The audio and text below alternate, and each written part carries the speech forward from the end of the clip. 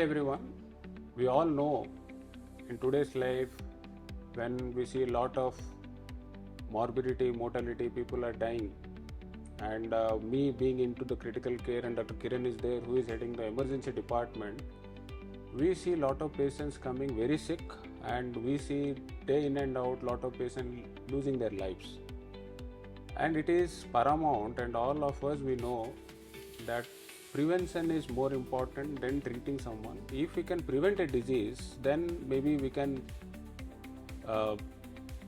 prevent lot of things. Let's see the financial burden what the family and the patient himself will incur throughout the hospital stay, their disease, their morbidity, everything, and finally the mortality. And if somebody dies, the whole family is going to suffer, not the only person. Being the head of the emergency department, me being in the critical care, we see a lot of cases where we believe they could have been prevented.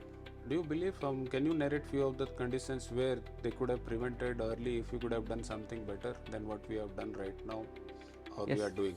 Yes, sir, I strongly believe that prevention is better than cure. So there are hundreds of explanations and evidences for that as well. So I can quote three things here.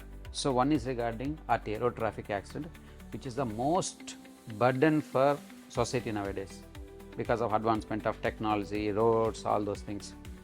Then second one is rabies. Third one is tetanus. So when it comes to road traffic accidents, if they are going to wear the helmets, that is the prevention, first one. Then we can prevent head injuries.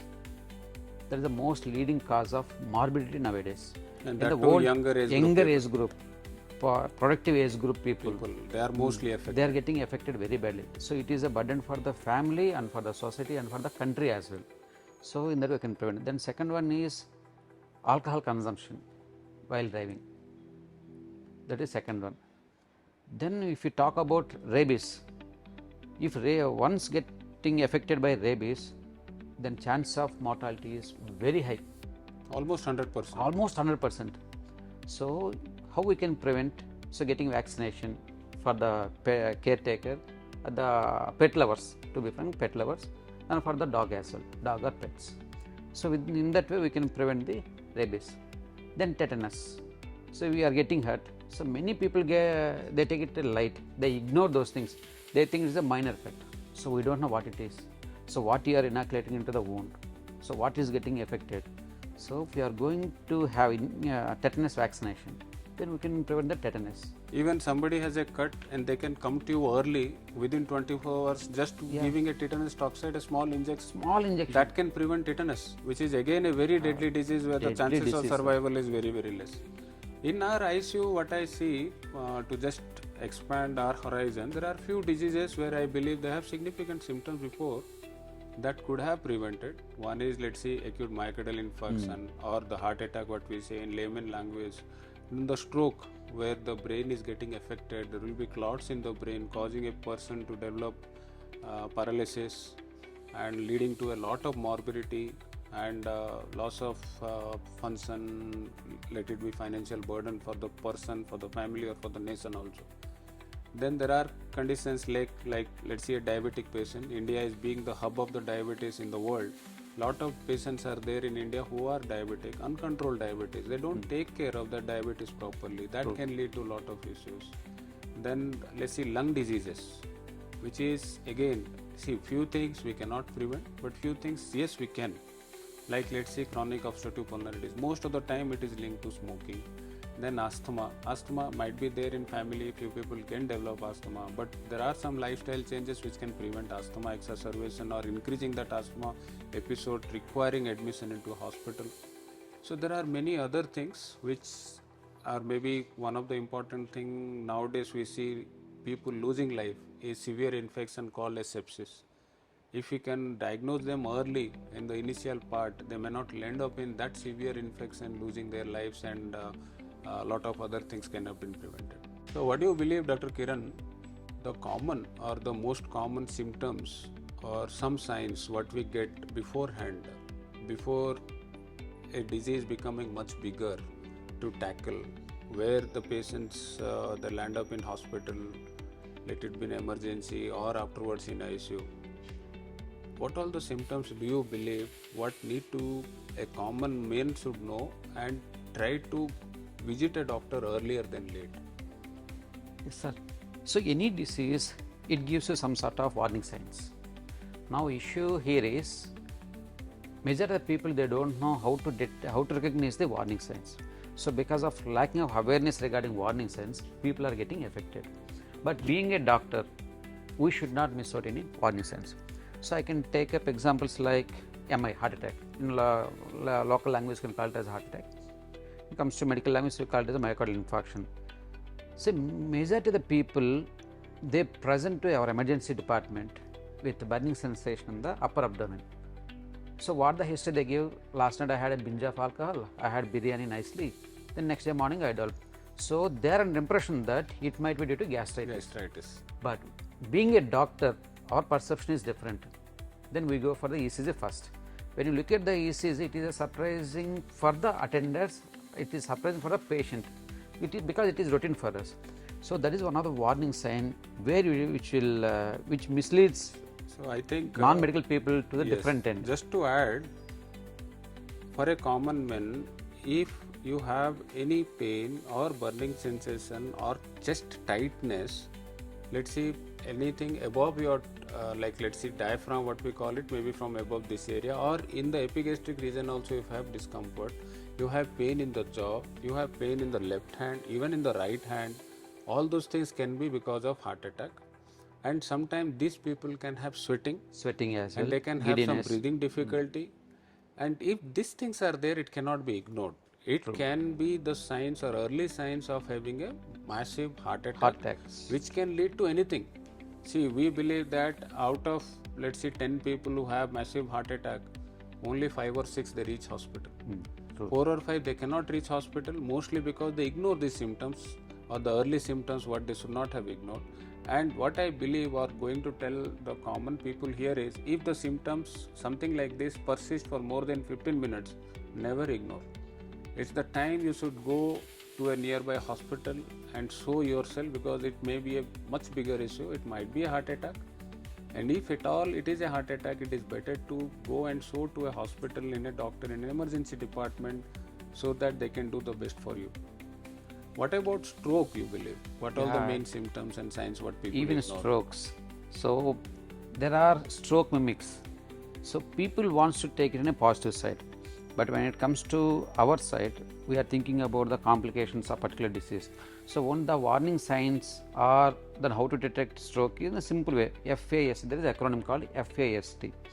F means facial deviation. Okay. A, arm drift.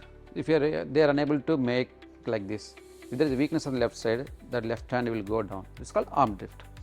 S for slurring of speech. They are unable to complete the sentence in the proper speech disturbance. Speech disturbances will be there. They are called slurring of speech. Then T is nothing but time is brain. If you have any other symptoms like facial deviations, arm drift, slurring of speech, you think that is a stroke. It's nothing but brain stroke. In that case, you have to come to the hospital at the earliest. If you are going to present to the hospital within 4.5 hours, then we can see whether it is ischemic stroke or hemorrhagic stroke. There are two types of stroke, as we know. If it is ischemic kind of stroke, we can give the injection to thrombolize the things. So in that way, patient will get benefited. So here the main key factor is recognition of warning signs. If you are going to catch the warning sign at the earliest, then you can see the wonders in terms of all the ways. We can prevent mortality, we can prevent the morbidity, we can reduce the cost burden to the family as well. So we can do wonders if you are going to catch up the warning signs. Here, I think just one tagline what I want to add is, time is brain. Time is brain, true. So if somebody having some signs and symptoms of a stroke, if they are coming to the hospital as early as possible, as Dr. Kiran told, so within 4.5 hours, more so within 3 hours, if you can diagnose there are clots in the brain, there are medicines and there are procedures by which we can remove those clots, and that will have a significant improvement in their general condition. True, sir. Yeah, one thing I would like to ask you, sir. So one of the leading cause of death is sepsis. So, what is your take on warning signs regarding sepsis? See, sepsis, when it comes to ICU, we see a lot of patients, they lose life, or the morbidity, they'll be there in hospital with multiple organ involvement. Let's say they require dialysis, they will be on ventilator. Because of this severe form of infection, we call it to be sepsis.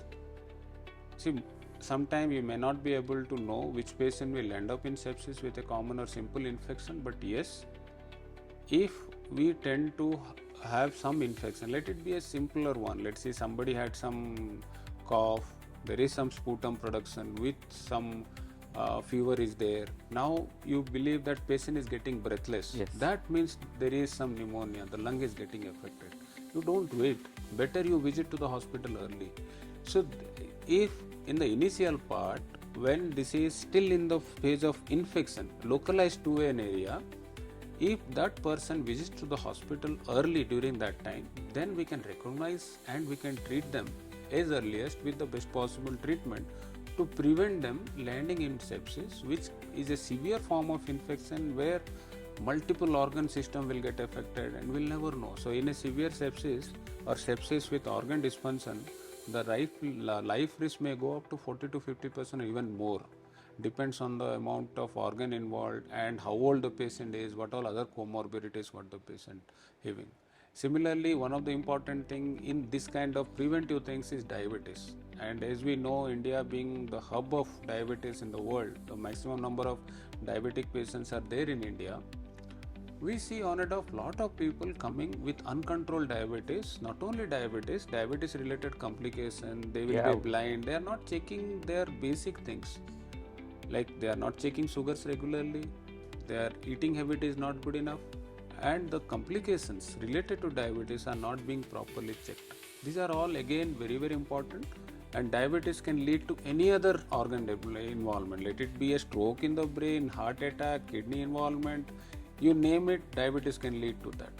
So again, one more preventive thing what we should look at. What about these things are respiratory emergencies like Yes. COPD, asthma? Yes. So, what are the early warning signs where we can catch up and we treat the patient? Yes, so here what we need to look at is, see, most of the people they ignore the initial part. See, few of the things can be prevented by basic things like if somebody is smoker, you should quit smoking as early as possible. Even a simpler, a little bit of smoking, believe that 2, 3, 4 cigarette, 5 cigarette, everything is dangerous.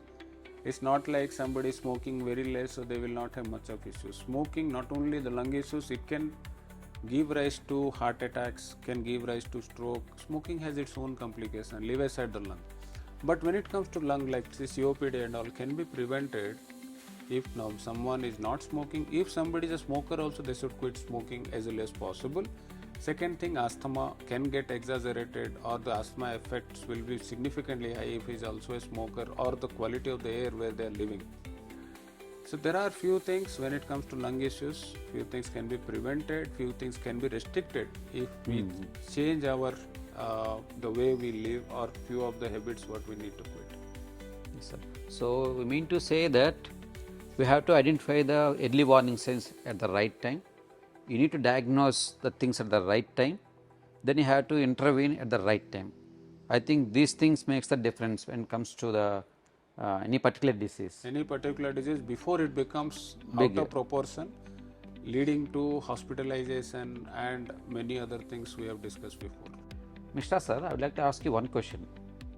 From your perspective, what are the biggest mistakes people do when they notice warning signs? See, I think the first thing what people, the common people in India, it's not like they are uneducated. Now we see a lot of people, the education levels and all has significantly increased. But still the biggest thing what they do is ignoring the common symptoms. Exactly, sir. Exactly. The common ignorance. symptoms as we have discussed, let's see some chest discomfort, they believe it to be gastritis. Some weakness in the hand. We have seen people coming to our hospital after developing full-fledged paralysis. They might have some weakness what they have ignored for hours together before reaching us. Then second, nowadays being the education, people are getting more and more educated. Now everybody is having a smartphone and there is a Google in that. they ask questions to Google. They Google. get lot of false information or wrong information, or they interpret in a wrong way, and that itself takes a lot of their time. And we have seen people delaying presenting to the hospital because of maybe asking questions to Google and not able to interpret it in a correct way, and coming to us in a later stage where the whole thing has advanced significantly. One biggest thing what I see in India is self-medication. And over-the-counter medication, if you see in India, is significantly high. If you go to any other country, without a prescription, except paracetamol, you will not get any other medication. medications. True, sir. In India, without prescription, you go to any of the medicine shops, they will give you everything. They Any high-end antibiotics also they give. everything. High-end antibiotics also you can get if it. you just ask them, they will give it. They'll give it. So that self-medication and getting that, that is the worst thing, to get all those medications and high-end medicines without any prescription over the counter, and self-medication without having the knowledge what they are treating and what they are doing, causing a lot of issues. Delaying to go to a hospital. Again, lot of, if you see in Indian scenario, let it be in urban area, in villages, even it is more. Maybe there are some issues in getting a proper medical facility where they can go and attend. But even in the urban area, like where we are staying right now in Hyderabad, people, they do delay. Even if they have some symptoms where they feel like yes, there is something, but still they delay to go and show to a doctor or to present to a hospital, at least where they can diagnose and treat it accordingly or appropriately. Fourth thing is, people, they feel that these are only momentary symptoms. They tend to subside over a period of time, and with that kind of state of mind, they delay. So, and I think there is one more problem is maybe the people who are not well educated. They don't take things very seriously. Maybe socio-economic status in India is one of the maybe important factor to play when it comes to thinking of something and attending to a hospital early, but that cannot be a major factor, because we have different status of hospital where a person can go and show themselves whenever they have some minor symptoms before it becomes a major problem for them. Sir, here I would like to one more question, sir. So, how we are going to overcome this ignorance? Quite controversial and quite complicated thing to answer. But one thing is, any ideas just to overcome the ignorance? See, I think this kind of podcast is going to help them. Yeah, and exactly. The government has to take some initiative, and we are being the doctors in some tertiary care hospitals, and being doctors, we have some responsibility for the society to educate people. So what all the common symptoms, and where they should not be taking those symptoms lightly, and they should go and attend to a doctor, a hospital early then. Yes, sir. So there are some myths as well regarding certain diseases. So being a doctor, it is our responsibility towards our community to burst those kind of myths. So in that way, we are going to minimize the ignorance for some Certain extent. condition. Yes, this is, I think, as you rightly told, it's our responsibility also.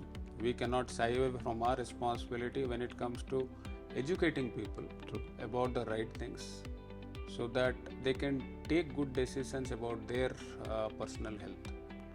Mishra sir, so what do you think about lifestyle modification to prevent disease? Now, very, very important question, Dr. Kiran. See, basically, there is a family history of something. At some point of time, we can't prevent it. Let's say somebody's in the family, there is a history of cardiac or heart diseases. Then there is a high probability that a person down the line in the family, they will get it. Similarly, diabetes. So many things are there which runs in the family. But still, by changing the way we live our life, we can decrease that incidence or maybe the intensity also. I'll just touch upon the few of the commonest thing what we should do in our life regularly as a disciplined person to make sure to not to land up in such severe conditions, or to prevent this kind of severe sickness in our life. First thing is diet, very very important. Salt, sugar and oil. All three things are dangerous. Well said, sir. So we Well need said. to decrease our salt intake, we need to decrease our sugar intake. Oil, use meticulously when you use oil. Don't the oily things and all are not always good for you. I don't want to go into that discussion about this oil is better or that oil is We are not here for any Then- promotion, sir. One more thing is like nowadays the trend is when it comes to Gen Z and all, ultra processed food. The people are eating lot of ultra processed food. Processed food. See, in our childhood, we hardly used to get any ultra processed food. Everything should be natural, and those things were not available. Nowadays, That too, we the used to eat once in a blue moon. blue moon. Now, because the availability has increased so significantly, it is there everywhere. You just order in Zomato, you will get in 15 minutes. So there that is no itself- physical activity as well to go and get it. Yes, that itself is causing lot of issue. People are having lot of ultra processed food, which itself causes lot of as a silent killer, what you can say. When it comes to our food, we should add more of vegetables, that too green vegetables and fruits. These are very very important because they have lot of antioxidants and all, which can prevent in the longer run like most of the diseases what we are discussing. Exercise. After diet, the next most important thing is exercise. Even me being a doctor also, we cannot have a excuse that I don't get enough time to do exercise. I believe the minimum thing what person can do is be physically active, at least walk for 30 minutes a day.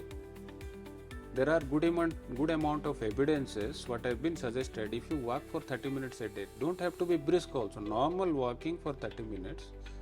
And it's not like the 10,000 step is the mark what you should reach every day, but at least you walk for 30 minutes a day. That itself can prevent lot of diseases.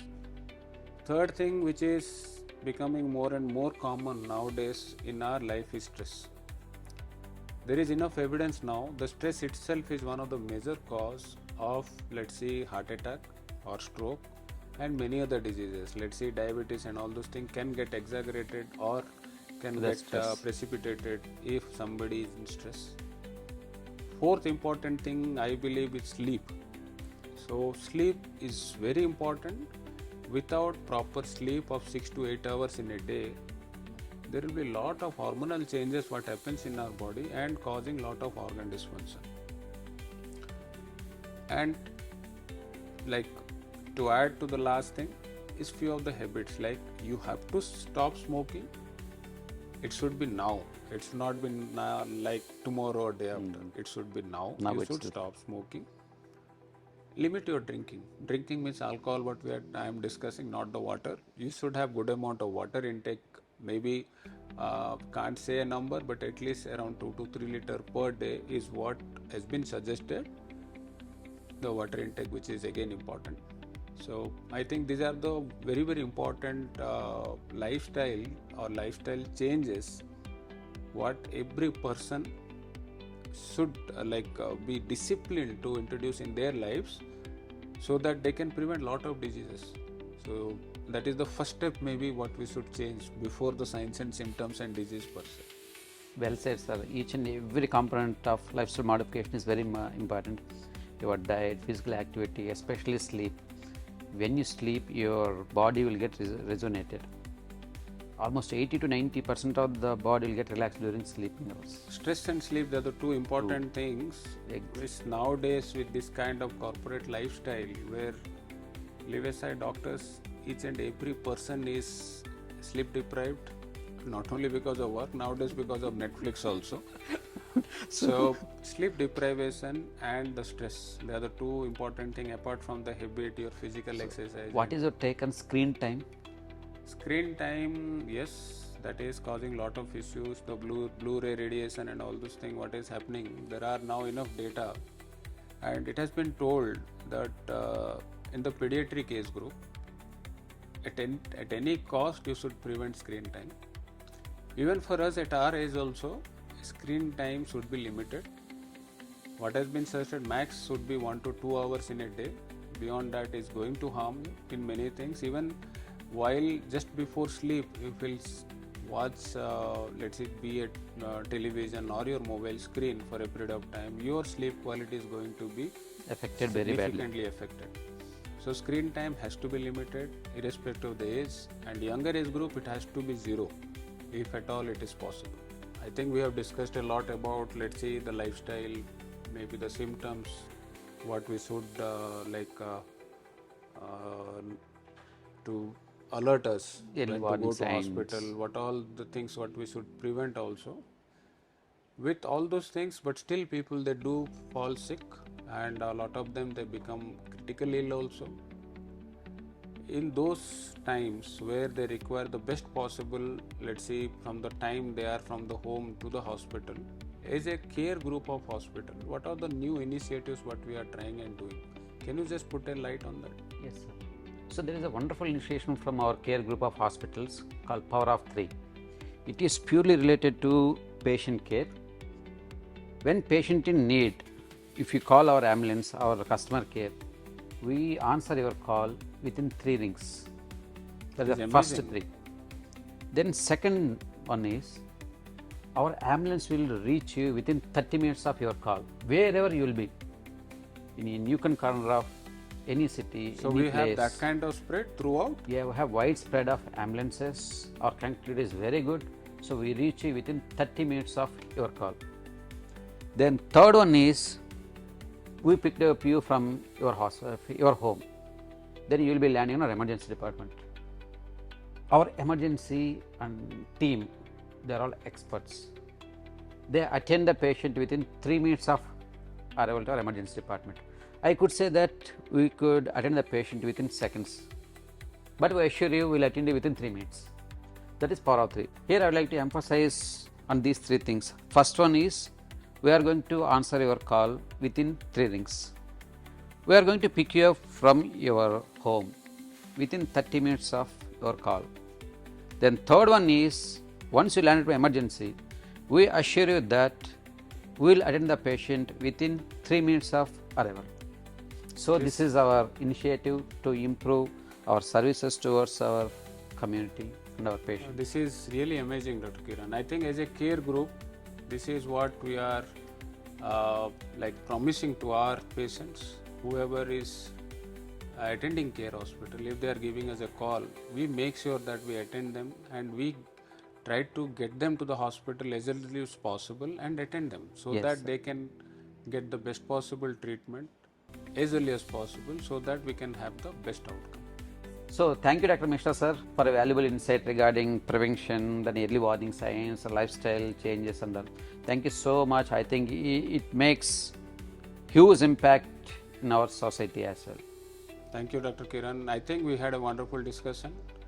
I hope a layman, a common person, at least will learn something, so that is going to help them. And as we have discussed before, we have done a small part in maybe educating people where and how they should take those symptoms seriously and attend the hospital early. With that, I should thank you also to be with me and discussing all those things. Thank you. Sure, sir. Thank you, sir. Thank you all the viewers.